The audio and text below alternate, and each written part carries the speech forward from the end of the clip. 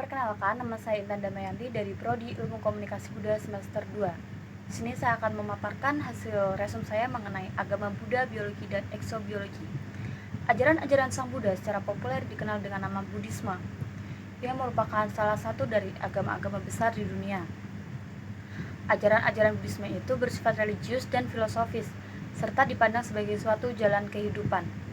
Biologi adalah ilmu pengetahuan tentang kehidupan fisik di bumi, asal dan distribusi hewan-hewan dan tanaman-tanaman. Sedangkan arti eksobiologi secara aksaranya berarti di luar biologi. Eksobiologi adalah studi tentang bentuk-bentuk kehidupan di luar bumi. Di dalam ilmu pengetahuan biologi, proses-proses kehidupan itu dipelajari terutama dengan observasi, eksperimen, dan induksi. Dengan majunya ilmu-ilmu pengetahuan biologi sebagai misalnya biokimia, biofisika, ilmu genetika, dan lain sebagainya, konsep-konsep dunia menurut pandangan teologi di masa-masa awal lalu mengalami kekacauan, dan ilmu-ilmu yang membicarakan fungsi-fungsi dunia itu lebih ditentukan secara definitif oleh hukum sebab dan akibat. Memanglah hukum sebab dan akibat ini adalah menjadi salah satu dari ajaran-ajaran pokok dari agama Buddha.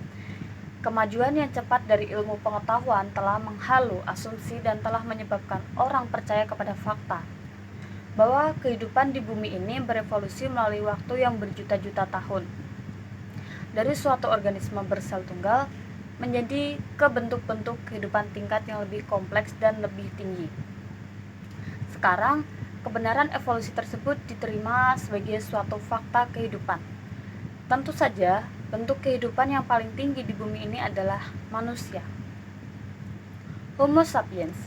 Di bumi kita ini hanya ada satu bentuk dasar dari kehidupan, dari virus yang sederhana sampai dengan ikan paus yang paling besar. Semua bentuk dari kehidupan itu mempergunakan vitamin-vitamin, mengalami jenis perubahan-perubahan kemis yang sama, dan mempergunakan cara-cara pembebasan dan penggunaan energi yang sama. Namun pada mereka itu terdapat variasi hingga sampai ke hal yang sekecil-kecilnya.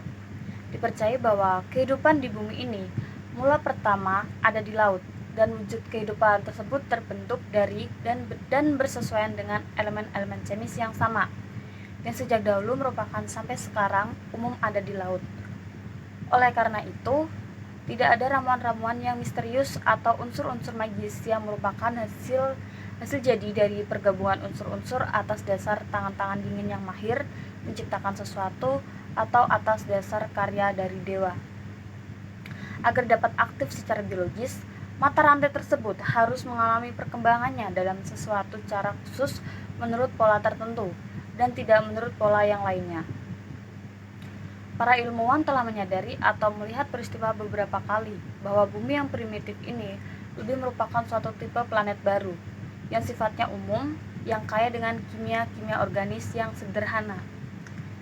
Para ilmuwan sekarang ini menyatakan pendapatnya bahwa apabila ada temperatur yang layak air, karbon, dan nitrogen di dalam beberapa bentuk, seperti yang terdapat pada waktu bumi masih berkeadaan primitif, maka tidak boleh tidak tentu akan ada kehidupan.